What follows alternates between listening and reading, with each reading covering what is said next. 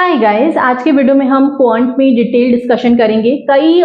पिछले कई वीडियो से मेरे को क्वांट पे काफी ज्यादा डाउट आ रहा था। मैम क्वांट का बता दो, आपने कैसे इंप्रूव किया।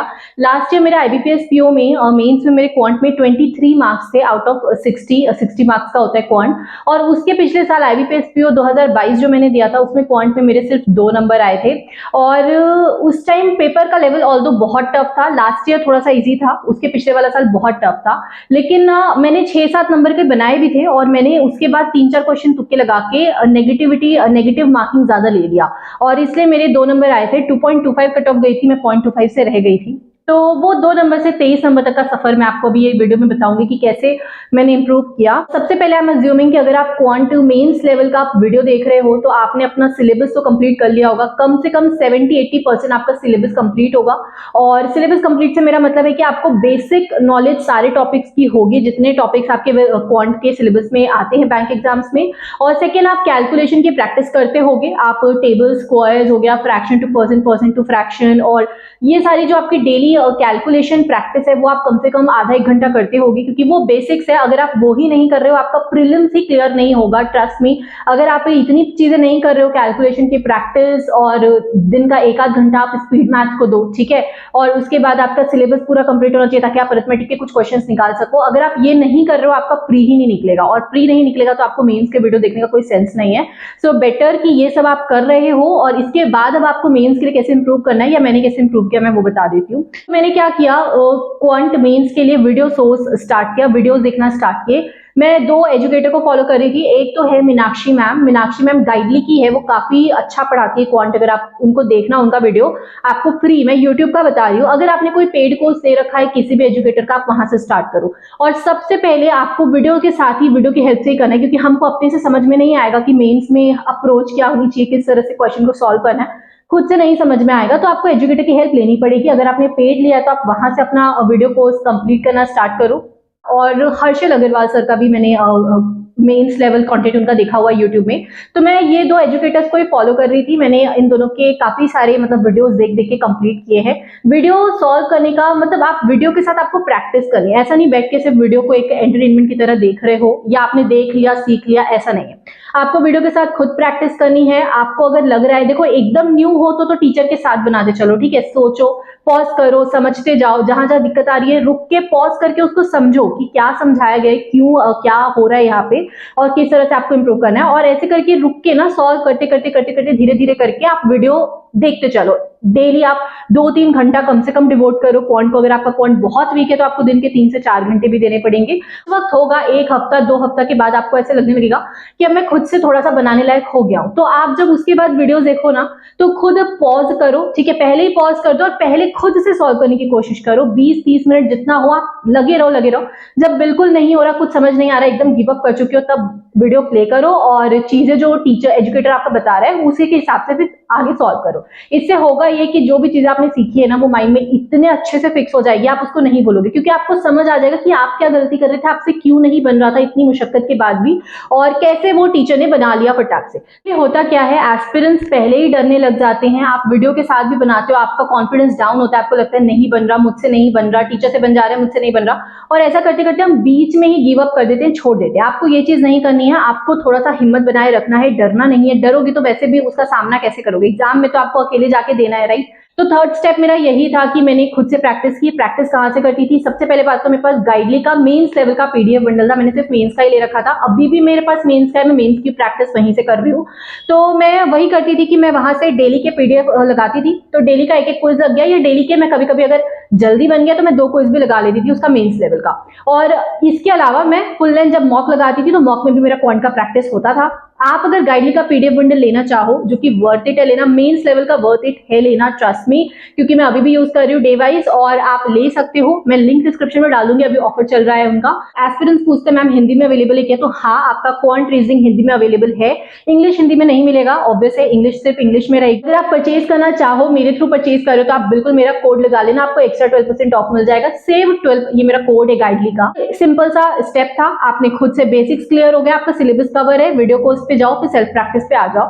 अब मैं आपको कुछ पॉइंटर्स बता दी हूँ जो चीजों का आपको ध्यान रखना जरूरी। सबसे पहले जब आप कोई भी वीडियो सोर्स देख रहे हो, टीचर के साथ पढ़ रहे हो, तो आपको उनकी अप्रोच सीखनी है। आपको ये सीखना है कि एक क्वेश्चन, एक बड़ी सी डीआई आई है पीओ लेवल की, तो उसको कहाँ से स्टार्ट किया जा रहा है, कहाँ से सर या मैम स्टार्ट कर रहे हैं, स्टार्टिंग पॉइंट क्या है, किस तरह से पॉइंटर्स को जोड़ जोड़ के मतलब कैसे आपस में चीजें लिंक हो रही है। जैसा हम पजल में चीजों को लिंक कर करके सोल्यूशन तक पहुंचते हैं, वैसा ही आपको डीआई को सॉल्व करना होता है। And PO mains is all about DIs only. उसमें इतनी सारी डीआई आती है, तो आपको डीआई फोकस्ड रहना है। और एक चीज पीओ में जो सबसे इजी मुझे लगता है वो होता है उसमें जो क्वाड्रेटिक इक्वेशन के क्वेश्चंस आते हैं, या नंबर सीरीज के, रॉन्ग नंबर सीरीज के, ऑल तो थोड़े बड़े टाइप से आते हैं, वेरिएबल बेस्ड आते हैं। आपको एक्स वाई जेड के पी ये सब की वैल्यू निकालनी रहेगी, या फिर आपको मतलब यही है कि number series, wrong number series को मिक्स करके दे देगा, ए बी सी डाल के दे देगा बीच में। लेकिन ये काफी स्कोरिंग होते हैं। मैंने लास्ट ईयर जो मार्क्स लिए, मैंने यहीं से बहुत सारे मार्क्स लिए। डीआई मैंने 1 या 2 ही बनाई थी, और डीआई ड्यूरेबल साइड पे थी भी नहीं, लेकिन बाकी जो मैंने इतना जो मिसलेनियस है ना, बहुत सारा सॉल्व किया था, इसीलिए मेरे इतने अच्छे मार्क्स आए। मेरा एक भी एक्यूरेसी नहीं गई। लास्ट ईयर मैं पूरे 23 नंबर की बनाई थी और मेरे 23 नंबर आए हैं। उसके पिछले साल तो मैंने काफी एक्यूरेसी लूज की थी। तो आपको एक्यूरेसी में भी फोकस करना है, नहीं तो आपका सेक्शनल हो सकता है कि मिस हो जाए। तो ये ट्रिक सीखना है कि किस तरह से एक जो बड़ी सी डीआई आई है, इतना बड़ा चार्ट है, इतने सारे पॉइंटर्स है, तो किस तरह से उन पॉइंटर्स को नोट किया जाए। वो बड़ी सी डीआई को आप थोड़ा शॉर्ट में अपनी कॉपी में नोट कर लो, पॉइंटर्स लिख लिख के, ठीक है, कि ये दिया है मेन की वैल्यू, वुमेन की वैल्यू, ऐसे छोटा छोटा लिख लिख के अपनी कॉपी में आप लिख लो, थोड़ा सा कॉम्पैक्ट, ताकि आपको बार बार स्क्रीन में ऊपर नीचे ना करना पड़े, या आपसे कुछ छूट ना जाए बीच का कोई पॉइंट। और उसके बाद ना वो जो चीजें दी हैं उन पॉइंट्स को जोड़ जोड़ के, like you have to join the dots, की कहां से चीजें मिल रही हैं, जोड़ मिला के आपको आपका मतलब डीआई को सॉल्व करना है। डीआई को सॉल्व करने की अप्रोच यही रहती है। और एक चीज बताऊं तो ना, कभी भी डीआई पढ़ते हो, डीआई रीड किया, अब उसके बाद एक बार क्वेश्चंस पे नजर जरूर मार लेना। जैसे इंग्लिश में अनसीन पैसेज में भी हम क्वेश्चंस पे नजर मारते हैं कि क्वेश्चन किस तरह से क्या पूछा गया है। क्वांट में, रीजनिंग के पजल्स में भी आपको एक बार क्वेश्चन देखना होता है कि किस तरह से क्या क्या क्वेश्चन आया। बहुत बार ऐसा होता है कि डीआई मिसिंग फॉर्म में ही होती है, मतलब उसमें ना कुछ कुछ चीजें एक्चुअल में नहीं दी होती, और वो निकाल भी नहीं सकते आप क्वेश्चन की हेल्प के बिना। मतलब क्वेश्चन में दिया होता है इफ या अज्यूम, ऐसा करके क्वेश्चन में ही आपको चीजें दी होती है, और बाद में क्वेश्चन के थ्रू ही वो आंसर आता है। और हम क्या कर रहे होते हैं, हम डीआई पढ़ के उसी में ही आंसर निकालने की कोशिश करते हैं, जबकि वो आधी अधूरी डीआई ही रहती है। क्वेश्चन के थ्रू उसको बनाना होता है। तो जब आप बहुत सफिशिएंट प्रैक्टिस कर लेते हो ना, आपको ये सारी चीजें समझ में आ जाती है कि कौन सी डीआई किस तरह से बनेगी, क्या अप्रोच रहेगी। बट यही आपको अपने अंदर डेवलप करना है।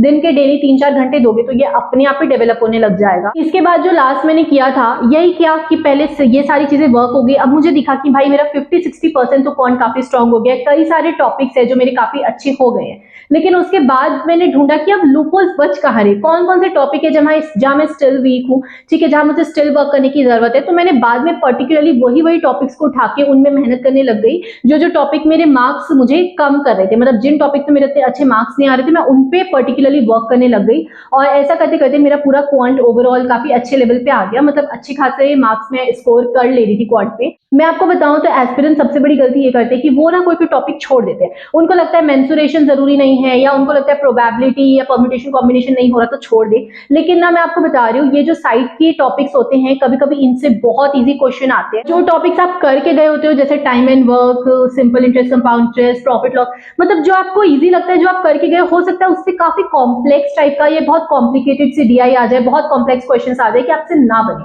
तो आपको ये नहीं करना है कि आप कोई टॉपिक छोड़ के चले जाओ, क्योंकि अगर आप छोड़ के जा रहे हो तो आप पहले से ही लॉस में हो। इस चीज का ध्यान रखना। हो सकता है आप जो छोड़े उससे बहुत इजी क्वेश्चन आ जाए, और जो आपने बनाया, जो पढ़ के गए, उससे बहुत टफ क्वेश्चन आ जाए, उससे एकदम टाइम टेकिंग हो जा रहा है आपके लिए, और आप उसको बना भी ना पाओ। इस क्वांट में आपको नोट्स वगैरह नहीं बनाना है। अप्रोच सिर्फ इतनी रखनी है कि आपने पढ़ा, टीचर से पढ़ा, चीजें सॉल्व की। हाँ, आप फॉर्मूला ऑब्वियसली लिख सकते हो, अपने कॉन्सेप्ट लिख सकते हो, चैप्टर वाइज, सिलेबस वाइज, कि क्या किसमें कैसा कॉन्सेप्ट यूज हो रहा है, कहीं पे कोई ट्रिक यूज हो रहा है तो वो लिख सकते हो कि किस तरह से किसी क्वेश्चन को सॉल्व करना है। लेकिन एज सच आपको कोई बड़े से नोट्स नहीं बनाने। ऐसा नहीं कि दिन भर बैठ के कॉपी में डीआई के मतलब क्वेश्चन ही लिखते जा रहे हो, नोट्स बना रहे हो, और बहुत सारा अपना टाइम वहां वेस्ट करो। ऐसा नहीं है। Bank exams is all about understanding. आप जितनी अंडरस्टैंडिंग डेवलप कर रहे हो, आपसे वहां चीजें बन जाएंगी। तो आपको नोट्स रेफर नहीं करना। ऐसा नहीं कि नोट्स पे जा रहे हो बार बार। हाँ, कोई क्वेश्चन बहुत आपको एकदम डिफरेंट टाइप का लगे, आपको ऐसा लग रहा है कि यार ये डिफरेंट क्वेश्चन है, बार बार नहीं मिलता ये, और ये आ सकता है एग्जाम में, तो उनको आप नोट डाउन कर सकते हो। इतना ही आपको रखना है। एक लास्ट चीज और कि अब आपको सब करने के बाद एक आर्ट और डेवलप करना है अपने अंदर कि कौन से क्वेश्चन को पिक किया जाए, कौन से क्वेश्चन को स्किप किया जाए, क्योंकि obviously SBI PO, IBPS PO mains में या किसी भी बैंक एग्जाम्स के मेंस में आप पूरे क्वेश्चन नहीं बना सकते। अगर उसमें 40 क्वेश्चन आ रहे तो पूरे 40 आप नहीं सॉल्व कर पाओगे, उन 40 में से आप 10, 12, 15 ही सॉल्व कर पाओगे। तो आपको वो क्वेश्चन ढूंढना आना चाहिए कि आपके एरिया का क्वेश्चन कौन सा है, कौन से स्ट्रॉन्ग चीजें हैं जो आप जिसमें अच्छे और आपको वो बनानी है, और क्वेश्चन रीड करते आपको समझ में आ जाए कि यार ये क्वेश्चन अभी बन जाएगा, नहीं बनेगा, या अगर कोई क्वेश्चन में फंस गए हो तो उसको स्किप किया जाए जल्द से जल्द ताकि आपका ज्यादा टाइम वेस्ट ना हो। तो ये सारा आर्ट है जो आपको प्रैक्टिस के साथ ही डेवलप होता है। ऐसा नहीं है, वनडे चीज नहीं है कि आप एक दिन में सीख जाओगे, कोई बता दिया तो सीख जाओगे, ऐसा बिल्कुल भी नहीं है। इट टेक्स टाइम, आपको 2 महीना 3 महीना लगेगा। अच्छे से सफिशिएंट प्रैक्टिस करोगे तो डेफिनेटली एंड में जाके आप ये आर्ट डेवलप कर लोगे। आपको ना पढ़ के समझ आ जाएगा कि क्वेश्चन में से बनेगा नहीं बनेगा, स्किप करूं या अभी बनाऊं, आपको सारी चीजें समझ में आ जाएंगी। तो ये विद प्रैक्टिस ही आती है, इसलिए आपको लगे रहना है। That's it for this video. Please Telegram join कर लेना, मैं लिंक डाल दूंगी। और कोई भी डाउट हो तो कमेंट बिलो। आई होप आपको ये वीडियो हेल्पफुल लगी हो, मैंने काफी मेहनत से बनाई है। एंड तक सब्सक्राइब कर लेना। Will meet in the next video. Thank you.